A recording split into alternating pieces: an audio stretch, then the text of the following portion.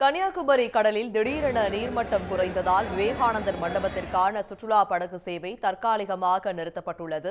இது பற்றிய விரிவான விவரங்களுடன் இணைக்கிறார் எமது செய்தியாளர் வேலாயுத பெருமாள். தற்போது சுற்றுலா படகானது தற்காலிகமாக நிறுத்தப்பட்டுள்ளது என்ற தகவல்கள் வெளியாகியிருக்கிறது. எப்போது படகு சேவை துவங்க வாய்ப்பிருக்கிறது? அது பற்றிய விவரங்கள்.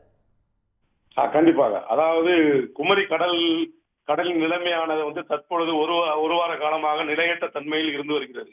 குறிப்பாக கடலின் நீர்மட்டம் உயரவாகவும் தாழ்வாகவும் மாறி மாறி வந்து கொண்டிருக்கிறது. இதன் காரணமாக குமரி கடலின் தன்மையை கணிக்க முடியாத ஒரு சூழ்நிலையில் இருந்து வருகிறார்கள்.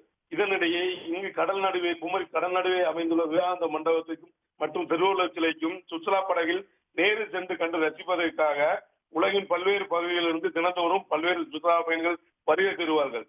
குறிப்பாக தற்பொழுது அதிகமாக சுற்றுலா பயணிகள் வந்து கொண்டிருக்கிறார்கள். இதற்காக தமிழ்நாடு பூம்புகார் கப்பல் கழக நிர்வாகம் சார்பாக சுற்றுலா படகுகளும் இயக்கப்பட்டு வருகிறது. இந்நிலையில் இன்று குமரி கடலின் நீர்மட்டமானது மிகவும் தாழ்வாக இருக்கிறது. இதனால் சுற்றுலா படகுகளை படகு தளத்தில் இருந்து விவேகானந்த மண்டபத்துக்கு இயக்குவதில் சிரமம் ஏற்பட்டுள்ளது. இதனை கருத்தில் கொண்டு குமரி கடல் நடுவே அமைந்துள்ள விவேகானந்த மண்டபத்துக்கு சுற்றுலா படகு சேவையை தமிழ்நாடு பூம்புகார் சுற்றுலா படகு கழகமான தற்காலிகமாக ரத்து செய்து உள்ளது. மேலும் சுற்றுலா பயணிகளும் படகு குழாமுக்கு உள்ளே செல்லவும் தடை விதிக்கப்பட்டுள்ளது. இதனை நமக்கு பூம்புகார் கப்பல் போக்குவரத்து கழக நிர்வாகம் சார்பாக தெரிவிக்கப்பட்டுள்ளது.